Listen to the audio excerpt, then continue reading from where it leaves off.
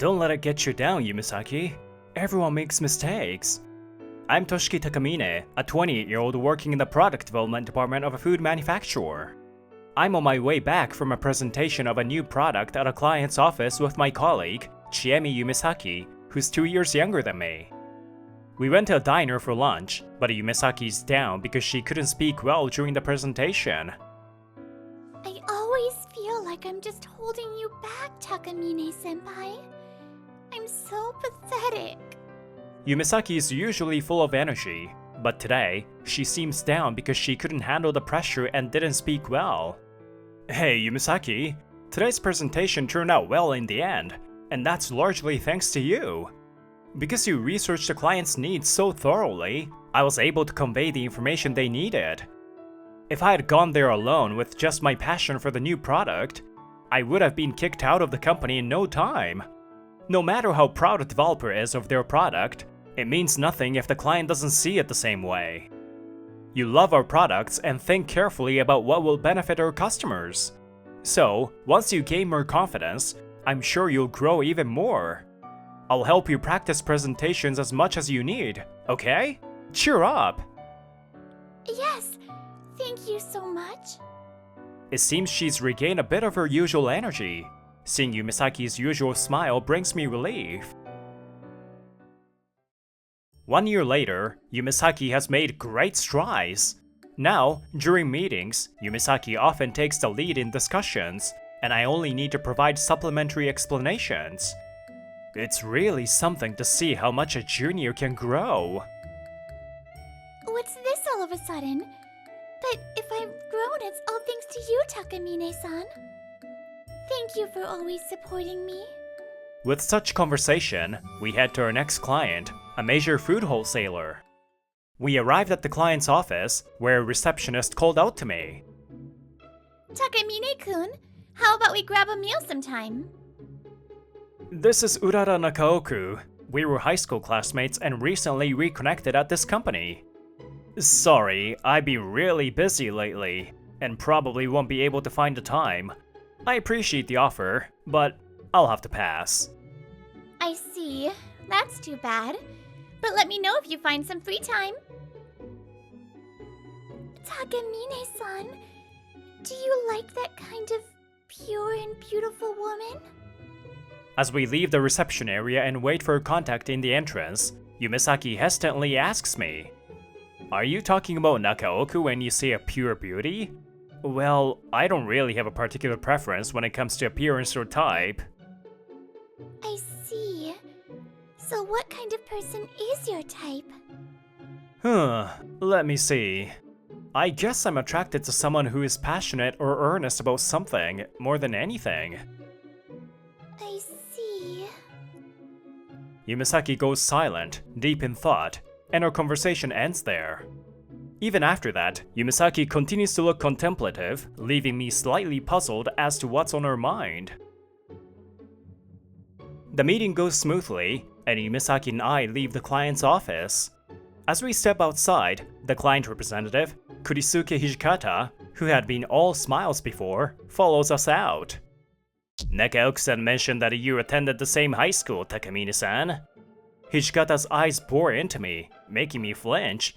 Yes, we went to the same high school, but what of it?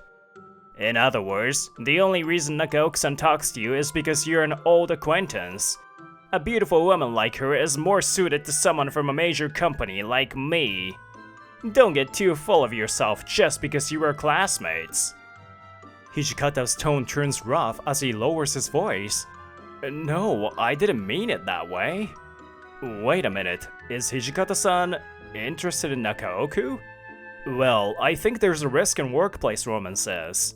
If you have feelings for Nakaoku-san, I think it might be wise to consider looking elsewhere.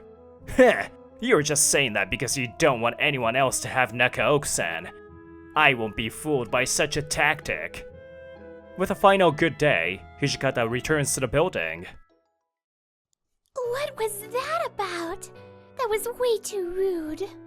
Yeah, I was surprised. Hijikata-san has always been professional, so I didn't expect him to act like that out of jealousy. But still, this could get troublesome. I'm troubled inside, but Yumisaki's voice pulls me back to the present. So, do you think workplace romances are a bad idea, Takamine-san? Huh? Oh, you mean what I said earlier? What I said was more of a formality. I just thought Hijikata-san and Nakaoku might not be a good match.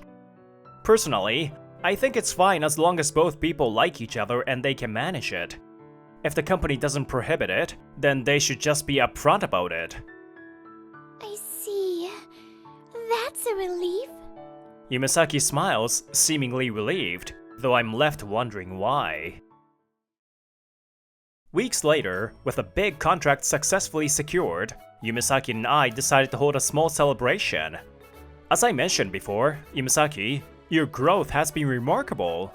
You're probably getting a lot of praise in the sales department too, right?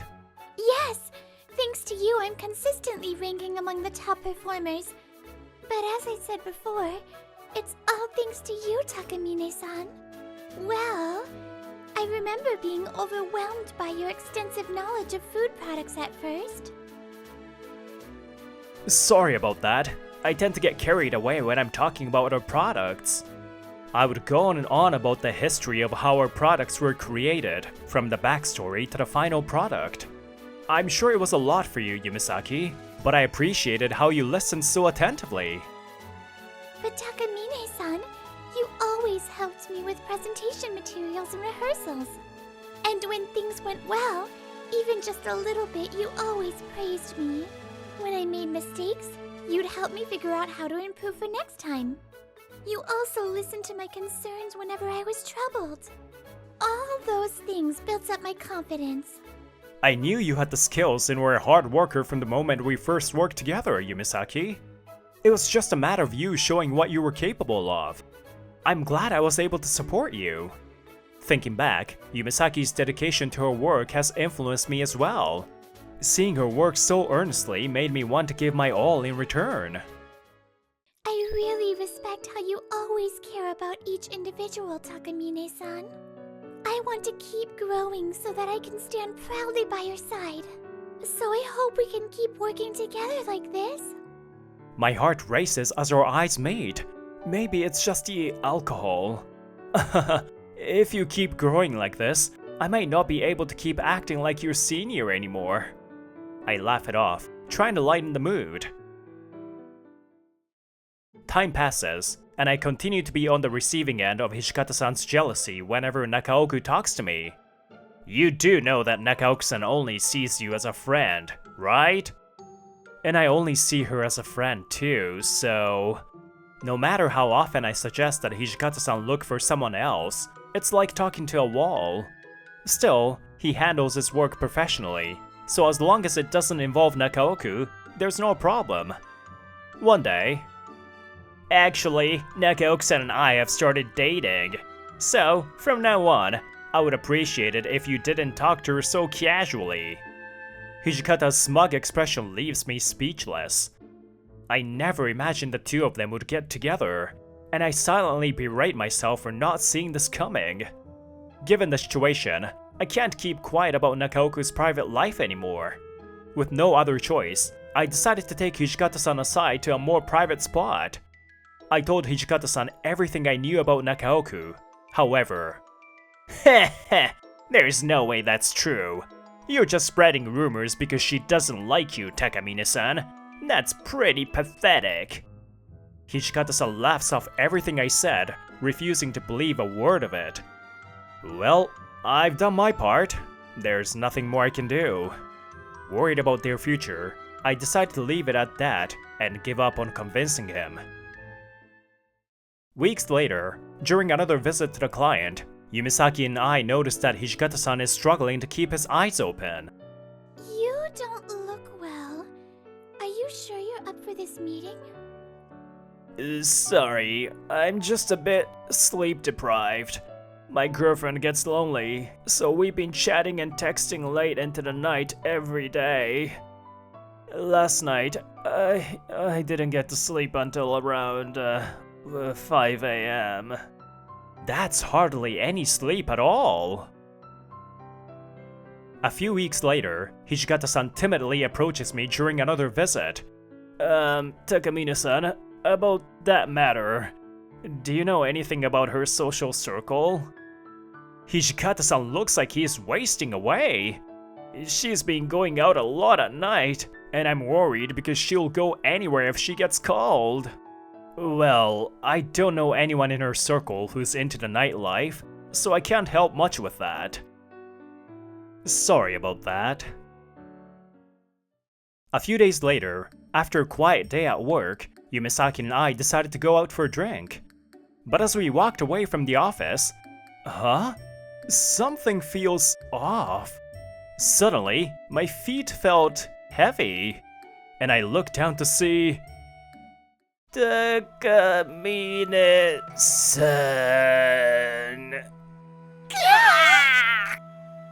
Hijikata-san appeared out of nowhere like a character from a horror movie. Knowing why he's in this state, I suggest we all go to a nearby izakaya to talk. Listen to me, Takamine-san, Yumisaki-san! Apparently, Hijikata-san saw Nakaoku walking arm in arm with another man in a nightlife district last night. He followed them to see where they were headed. I think you can guess what happened next, based on Hijikata-san's current state. I can't believe Urara was that kind of woman. That's why I warned you. Nakaoku has been using social media to pick up guys for a while. She's not the type to settle down with just one person. When Hijikata-san told me they were dating, I warned him, but it was already too late. I had heard from our old classmates that Nakaoku avoids serious relationships because they interfere with her fun. I didn't want to believe it, but this is just my guess. But the reason she kept chatting with you until late at night might be that she's used to staying up. She's probably meeting up with guys she knows from social media when she's out at night. Yeah, knowing that she's been picking up guys on social media makes a lot of things fall into place. But when you first told me, Takamine-san, I just thought you were bitter because she didn't like you.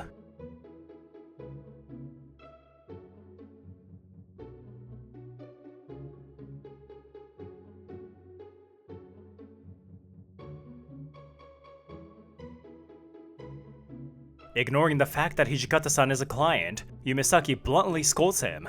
Hijikata shrinks further in his seat.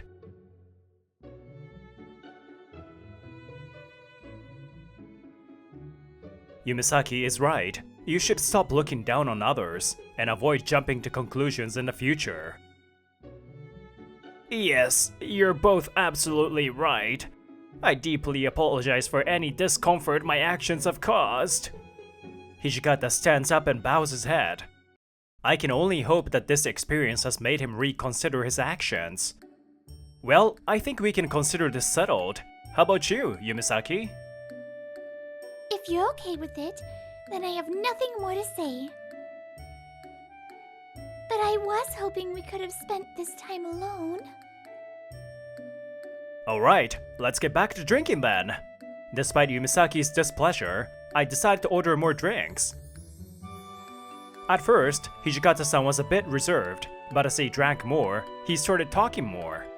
With his animosity gone, Hijikata-san turned out to be surprisingly easy to talk to, and the conversation became quite lively. He didn't let his personal issues affect his work, so he's probably not a bad person at heart. Oh, by the way, Takamine-san, how did you know that Urara was picking up guys on social media? Was she like that even back in high school? No, back in high school, Nakaoku was actually pretty quiet. So, I think she only started acting like that after college. We went to different universities, so she probably thought I didn't know anything and just talked to me like usual.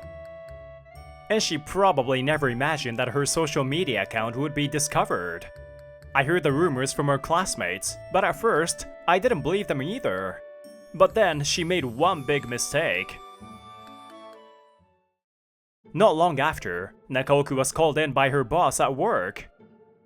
Nakaoku-san, I hear you've been doing some pretty inappropriate things on SNS. Huh? No, I have no idea what you're talking about. Nakaoku tries to play dumb, but when her boss shows her a certain account, her face goes pale. It was Nakaoku's secret account. She had been careful not to reveal her identity until now. Now, she's staring at her boss, confused about how she got caught. Look at this post. There's a package in the background, see? When you zoom in, you can clearly read the name and address on the label. It matches the address you've registered with the company, so it's hard to believe it's anyone else. Yes, Nakaoku's big mistake was uploading a photo on social media that revealed her personal information. One of her classmates identified the account as hers from that photo. The rumor spread from there, and now it's common knowledge among us. Well, the company hasn't suffered any direct harm so far. But if you keep acting so recklessly, it could eventually damage our company's reputation. So from now on, I expect you to keep your relationships within reasonable bounds. Yes. After an investigation confirmed that there was no direct harm to the company, Nakaoku avoided disciplinary action. However, after being called out by her boss, rumors of Nakaoku's behavior spread throughout the company. Hey, did you hear? Apparently Nakaoku-san. She seemed so classy and popular, but now? And so, Nakaoku's place in the company became more and more precarious. In the end, it was Hijikata-san who dealt the final blow to her. Urara, we're done. I had no idea you were like this. Well, I was the one who reported her to the boss, so that's why the rumors spread. Yes, after learning the truth, Hijikata-san was the first to report it to the boss. Without revealing his thoughts, he just looks at Nakaoku sadly. This guy's pretty cunning. But you can't blame me! I was lonely! Kurisuke, you were always so focused on work that you never paid attention to me. You're my boyfriend, but you never made me feel loved. It's your fault! If only you had loved me more, I wouldn't have... I tried my best to keep up with your late-night calls and even adjusted our dates to suit your schedule. But if that wasn't enough for you, then maybe we were just never a good match. And you kept your social media account active even after we started dating, right? That means you never intended to stop looking for other guys in the first place. So, Hijikata-san and Nakaoku broke up, and the rumors spread further through the company. Feeling trapped, Nakaoku eventually quit her job on her own. Afterward, Nakaoku contracted an infection, and the number of men willing to be with her drastically decreased. Infections can often be treated and prevented with proper care and precautions. But it seems that the man she was with lacked understanding and refused to support her. Moreover, I warned you so many times to stop, but now I can't stay friends with you anymore. even her old friends have abandoned her. Now that she's all alone, I wonder what's going on through her mind. On the other hand, Hijikata-san has become oddly attached to me. Thanks to you, Takamine-san, I'm starting a new chapter in my life! Please let me repay you somehow. So now, I'm dealing with this every day. Well, I guess it's better than being insulted, so I've accepted it. Just so you know, I haven't forgiven you, Hijikata-san. If you plan to get any closer to Takamine-san, you'll have to go through me first. Yumisaki's jealousy-fueled glare at Hijikata leaves me on edge every time. With a sigh, I lean in close to Yumisaki and whisper, "You're the only one I love, Chiemi." That's not fair, Toshiki-san. Yes, Chiemi Yumisaki is my girlfriend now. Apparently, she's liked me for the past 2 years, and she confessed her feelings to me the other day. I'm happy to be loved so deeply, and it made me realize that I love her too. As expected of Takamine-san, you handled that so smoothly. That's right. He's the best boyfriend ever. You're not getting him, Hijikata-san.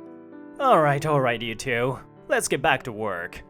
Some people might be fine with being in multiple relationships at once, but I'm finding happiness in devoting myself to just one person.